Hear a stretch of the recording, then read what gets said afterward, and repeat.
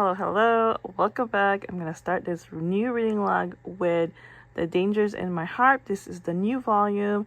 Now, this series has like a long gap of release, so at times I forget like what happened in the last volume, but here we go. So in this volume, the girls and Kyotaro are finally heading to a summer camp. It's not literally a summer camp. They're staying at a friend's place for 3 days to study. However, going there was a bit of a trek and it was very extremely hot. And so the first thing they did was going to the beach and just had a great time. However, Kyotaro found something weird in the house. Let's just say it was a C. If you know, you know. Because I'm not sure if I should even say it. Besides, this series is supposed to be about teens, but not entirely.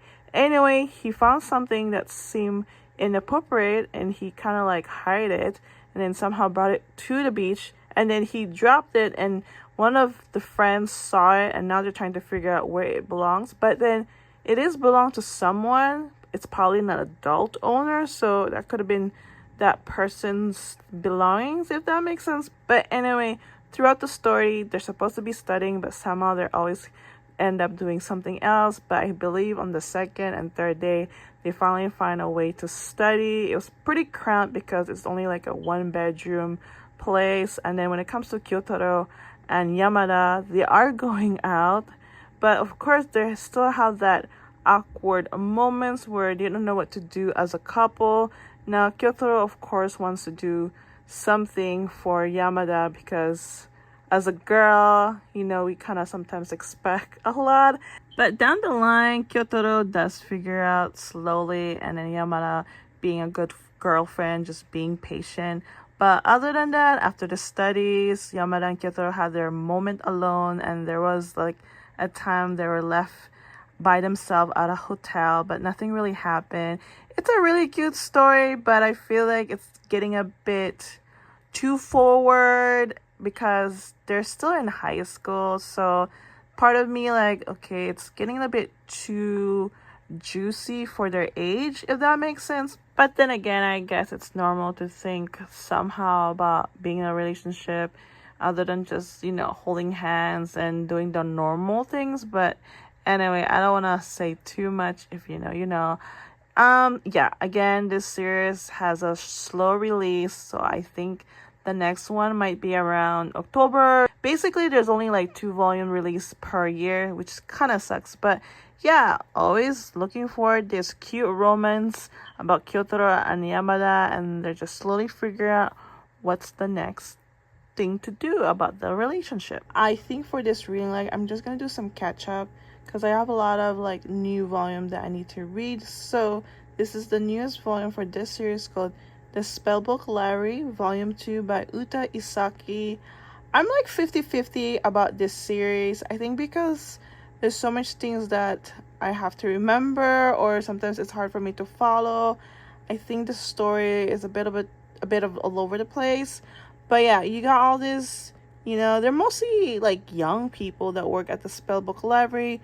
They make sure that the libraries are in good hands, especially the fact that sometimes the book itself is very dangerous because of a spell beast. Now in the last volume, a spell beast came out or was released from the book, and now they're trying to put back the beast in the book. It's almost like card capture, if you know, you know. But yeah, our main character Toru and his friend Yan, they started working at the Spellbook Library, and then they were assigned to the HR department. So when it comes to the library, there's like 3 different departments. The HR department, you got the sealing department, and then there's another department that mostly focus on making sure the books are in good hands. Yeah, I'm trying to remember that. But there's also, well, the department of sealing, there's also like different tiers, so that's where I was so confused. Like, anyway, so Toru and Yan and the head of the department named Emil, which is her, and she's also royalty. They're trying to seal this spell beast. Everything went well until they found out about Toru. Toru was wearing this necklace, and the necklace had like a small book, And all of a sudden, a small beast came up, but a friendly beast who was trying to save Toru. And now Toru had to explain what this is all about, because when he was young, his parents gave him that necklace, and then that small book necklace, a bird came out, and he's been protecting Toru. But then all of a sudden, like, the people from the library found out about his bird named Shiro, and then somehow his soul was split. So he has some of Shiro's, and then the library has some of the Shiro's. I'm so sorry, that was confusing. So the whole reason why Toru wants to work at the library is to get Shiro, the rest of Shiro. So that's the main focus right now in the story. Toru also needs to get some training because he just started working at the library, and he needs to learn to cast more spell beasts the right way. And so Emil hires someone who's a previous captain from the sealing department. And that's basically it. You know, Toru, at first he was very mysterious, but now we found out the truth. And his best friend Yan, of course, wants to help, as well as Emil. Like, I'm actually surprised her that she wants to help. But I think deep down she wants to make some good changes, because she doesn't really get treated well because she's royalty. People always tease her or don't really like her because maybe she gets a lot of, special treatment. But other than that, it's not bad of a story. Again, like, I just have to, follow through and catch on quickly. But yeah, so we'll see what's gonna happen volume 3, because the main goal again is to find Shiro, the spell beast, so that way Tori can, reunite with the bird that he's been, coexisting with when he was young, basically. All right, what we have next is called Weathering With You, story by Makoto Shinkai, who also wrote Suzume and Your Name, and this art by Wataru Kubota. I feel like the mangaka likes to write about supernatural and that deals with weather. So this one, it's all about rain. Tokyo has been facing a lot of heavy rains. And then, so these are our two main characters, Hodoka and Hina. Hodoka is originally from, I don't know where exactly, but he decided to move out of the island and decided to move to Tokyo. And along the way, he meets a man named Suga. They had a really nice conversation. He gave Suga his card. If he needs any help, just call him up, which he did eventually, because he really had a hard time getting a job. And besides, he's only 16 years old, so he did run away from home. So now he's working under Suga. His business is basically interview people and write articles about it, and I guess sells it. I'm not entirely sure. And then one day, Hodoka met Hina because he was trying to save her from bad people. And then it was raining hard, and she decided to show him something very special. So she wished a very sunny weather, and it happened. So she had this special power to make the weather really nice. And with that, Hodoka had this idea to make a business out of it, and slowly they get clients. And one day Hina saw an article what Hodoka wrote about her, and she didn't really like it. She wants to stop this, and eventually they did. But along the way, when Hodoka was saving Hina before, and he also had a possession of firearm because he found it one day, and so he's been carrying it everywhere with him. And then when he was trying to save Hina, he did use it, but no one was hurt. But ever since that incident, the police has been looking for him. I guess there's just been a bunch of witness here and there. And, well, the police talked to Suga and Hina. They lied about knowing Hodoka because they're trying to protect him. So Suga decided to kind of kick him out because he's in this situation. He needs to be good because he's trying to get custody of his daughter, actually. And then Hina, on the other hand, the police found out that she's sort of still underage, taking care of a little brother. And of course, the police are very suspicious about that. And so she decided to run away. And then Hodoka decided to go along with her. So now the three of them are like runaway from the police. But then somehow the police get caught up. But they did still able to run away from the police and stay at this hotel for a while. And then Hina decided to tell Hodoka about her power and how it all started, and that the more she used it, she's slowly fading away because part of the story is also that there's a myth about human sacrificial, and so yeah, that's the thing. So if you get the picture, Hina is basically the sacrificial, and that's why the more she uses her power, she's slowly fade away, and eventually she will fade away, and the weather also gets better. So that really sucks, to be honest. It's a really good story. I really like it so far. I'm a big fan of the mangaka who wrote Suzume and Your Name. It kind of makes sense because it has some similarities. Yeah, there's only one more volume of this series, so yeah, I think we know what's gonna happen. But that's why this story had some similarities and some patterns towards Suzume and Your Name, but I really like it. I'm glad I finally read it because it's been sitting on the side. Illustration is nice. Yeah, this is very easy to read, as you can see. Yeah, definitely recommend this series if you're into short series and if you're a big fan of Suzume and Your Name. Alright, let's continue this reading log. I was about to read Drifting Dragons, but I'm missing one volume, so this way I could binge a few volumes, so I decided to jump and touch base. Morai the Patriot, I read 6, 7, 8. It's a big mystery, however, the angle is basically take down nobility and anybody that commits crime, especially under William. So we also have Williams and his brother, as well as other in his companion, as well as we got Sherlock. His job basically is, solve mystery around London and such as. So in the last volume, we meet Iron Adler. She's an actress. However, she stole something very important from the palace, and now the government is after her. However, in order to make sure her safety is good, she had to make a deal with William's brother named Albert, because he works for the government. Now that settles, her identity is also gone, and basically she has a new identity and now is working under Albert and especially William, basically. So I don't know if I mentioned, they have an organization called MI6. If you know, you know. And since she has to get a new identity, apart from that, she has to make a new name that includes James for some reason, and now her new name is James Bond. What a coincidence. There's a lot of ties, especially about Sherlock Holmes, as well as now James Bond, which is kind of cool. After that horror ordeal about Miss Iron becoming James Bond, the next task is to find who is the Jack the Ripper, who's been killing innocent female in the lower class. And so William tried to intervene in this situation because he doesn't like that. Of course, he already figured out because William is very smart, and so he was able to target these orchestrated men who decided to do all this plan, because their goal is to basically have the lower class and the higher class clash and then have that same history that happened in the past.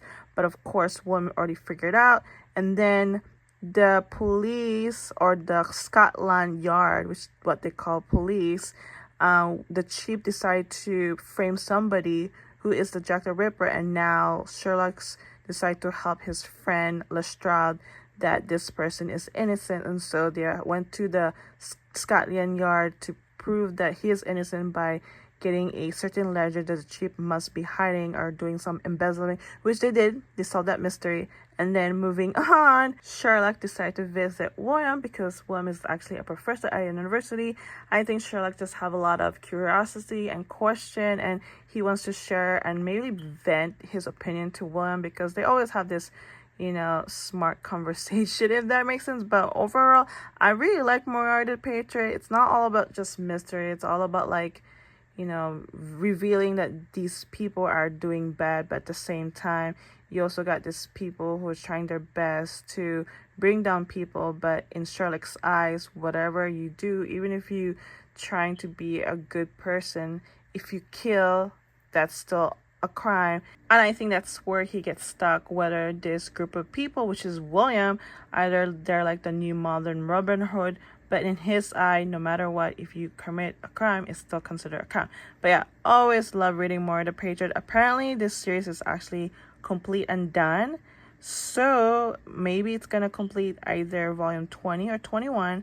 I'm almost halfway there, but I want to take my time knowing that this series is complete. But at the same time, I wanted to continue to read more because I did not finish the anime since I wanted to read the manga before the anime. And so yeah, always love reading Moriarty the Patriot. However, it can be super lengthy. There are some politics involved and some, bureaucratics, but other than that, I enjoy reading Moriarty the Patriot. Alright, I decided to read more after Moriarty the Patriot is because the new season of Kaiju number 8 is coming out tomorrow, which is, let's see, July 19th. It is still July 18th. So I decided to read 5, 6, 7, 8 because last time I read was volume 4, which was like almost a year ago. And I wanted to read this first before watching the anime because I like to know ahead of time. Let's just say reading Kaiju number 8 series is such a breeze. It's so easy. I was able to read them very quickly. It's all about action and just, finding yourself during a battle. So in the last volume, there might be some spoiler if you haven't read or seen the anime. Kafta, our main character, has become Kaiju number 8, and then he got caught because he was trying to save his, friends in the 3rd Division's headquarters, and now he's heading to the 1st Division headquarters, and now he's also being tested by Shinomiya's father to see if he can be useful, and he is very useful because he kind of won that fight between Shinomiya's father, and now he's just trying to do his best so this way he doesn't get any more trouble because there's a lot of people in the divisions really against him, staying alive, because if not, what they usually do is take some parts of the kaijus and weaponize it. Anyway, there was a big attack in the 1st Division area, which is in Tokyo, and this was a way to prove that Kafta can be useful as well as Shinomiya. So basically, some of them from the 3rd Division has been split up to other different division, and so Kafta and Shinomiya is in the 1st Division, and we get to meet a new character named Captain Narumi. Oh my god, he's freaking hilarious. I believe everyone's gonna love him. Like, he's so strong, and yet at the same time he's lazy when he's not working. But other than that, there was a big fight. Kaiju number 9 also showed up, and they found more about Kaiju number 9 and his intention, and it's not looking so good. It is because they found out he's been making more kaijus on the side, and he's also targeting Shinomiya's father's weapon because he wants to fuse that weapon into his body. So whenever they catch or caught kaijus, they like to weaponize for their own, benefits. That's the only way to even fight kaijus.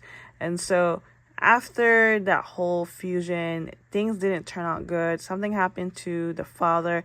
I won't say too much, but after that fight, it did not end up so well. Furthermore, Captain has proven being useful for the 1st Division, and so now the captain of the 1st Division, of course, wasn't very happy about it, but now they need him because this battle is gonna last even longer, and they need all that help they need. With that, they also decide to weaponize Kaiju number 10 that they caught the last time, and this Kaiju number 10 has a lot of information of Kaiju number 9. So they also decided to make Ichikawa to possess one of the Kaiju's power, which is Kaiju number 6. They made a test run. He did well. At first, it was very dangerous, but he was able to control the power itself. Overall, they have to prepare what's coming because it might be getting worse. And now Kafta is trying to really focus, and at the same time, he doesn't know what to do because they found out that if he keeps transforming to Kaiju number 8, he may not able to transfer back to human, but he doesn't really care as long, his comrades are alive. That's all that matters to him. And so, yeah, I really like Kaiju number 8. It's so much fun, a lot of action, and the read is just so quick and so fast. If not, you can always check the anime because 2nd season is coming out. And yeah, looking forward to read more of Kaiju number 8. However, the series did just ended, I think, about yesterday. And yeah, I'm gonna be looking forward to see how this whole kaiju is gonna end, and hopefully it's gonna be a good ending. I'm finally trying to catch up with Haikyuu, so just read the omnibus 4, 5, 6. Reading the omnibus can be overwhelming, but you know what, I sometimes do prefer omnibus because imagine reading 3 volumes in one sitting, especially for an omnibus. But anyway, Haikyuu, I really like Haikyuu. It's definitely different atmosphere and vibe compared to Blue Lock, but this one I'd say has a lot of a lot of context, and of course there's different rules and instruction, But when it comes to the competition, of course, it's very intense and very emotional. But yeah, so in the last volume, I'm trying to remember the school. Karasuno was going against Neokama High School doing a practice game. That game was really brutal because now Karasuno has finally found a way to work as a team, because at first it was very messy, especially with Kageyama and our main character Hinata, but they finally find a way to work together because, again, at first they always like butt heads. But yeah, during that practice competition, all I could say, they did their best. Of course, Nekoma won that practice. However, they just kept going. And yeah, it was a good read when it comes to that part. Then after that, now they're entering the inter-high school competition preliminaries. So they have to go against like different school from the same prefecture or region, because in order to enter the national, I think there's only one team per region can enter. And so yeah, they did win their first game with not Blue Castle. Blue Castle is like the game that they're playing right now. What's it called? I forgot the two school, but they did well. They won that game. It was also like very intense and brutal, but you know, now that Karasuno has a way to work together, it's been really awesome for them. Of course, they have to face a lot of challenges, and sometimes they have to change their tactics, because sometimes the players on the other side can read whatever they're gonna do next. So now they're against this school called Blue Castle. They're very, very good, especially this player called Okawa. I hope I pronounce his name correctly. He's very good at setting, and especially when he served. And he's kind of like very intimidating. It seems like Kageyama knows him when they were in middle school, and now Kageyama is kind of losing his focus because all he wants is to win. And especially, of course, they want to win because Karasuno hasn't been in the finals for a while now. A lot of school thought they're like a team where they did great and now they just keep losing. However, we got all these new rookies like Kageyama and Hinata. The team has been really doing so good. And so yeah, in the last like few chapters, they're going against Blue Castle. It's still in the first round. They're kind of behind, but you know what? I think it's gonna be okay, and hopefully things will turn out around for Karasuno, and kind of rooting for them because of course I want them to go to the next round. So this is Haikyuu 456. That means I gotta get the next omnibus, and again, I prefer omnibus because especially for a good price. I know a lot of people already know Haikyuu. I'm still sort of behind because I haven't even watched the anime, but I'm okay. I don't need to like keep up, and you know, just gonna stay in my lane, and if I have the next volume, I'm definitely gonna read it away. But yeah, really enjoying Haikyuu so far. All right guys, gonna wrap up this new reading log. This was about like 2 weeks of read. I know it doesn't seem a lot, but I did my best to read as much as I can. However, I think I did pretty good because I've been trying to catch up with Kaiju number 8. I think it definitely motivated me to read because the new season came out and I rather know first before watching the anime. And then Haikyuu, I'm finally getting there. Still behind because there's already like what, over 40 volumes. So I do like Haikyuu where it's going. So yeah, not bad. Moriarty, the Patriot. I don't know why I'm out of breath right now. But anyway, I'm also glad that I'm keeping up with Moriarty because I do want to finish the anime. And then I did start a new one, which I do need to read the last volume, called Weathering with You. I really like the story because it's the same mangaka who wrote Suzume and Your Name. Definitely recommend this manga. And then the other two is like the current new volume, The Dangers in My Heart. I love this teen romance so much. And then another fantasy called The Spellbook Library. This one is not bad. I'm gonna be honest, I think I'm gonna give it another chance because it's not really vibing for me. I just feel like it's a bit slow and all over the place. Other than that, it's still a great read for the past 2 weeks, and yeah, hoping to read more eventually because I feel like this count doesn't seem to match where I used to read more before. But anywho, let me know what you guys think about this list of manga that I read. Are you guys a big fan or not? But yeah, thank you for watching. I hope you guys enjoyed this reading log, and I'll see you guys next time.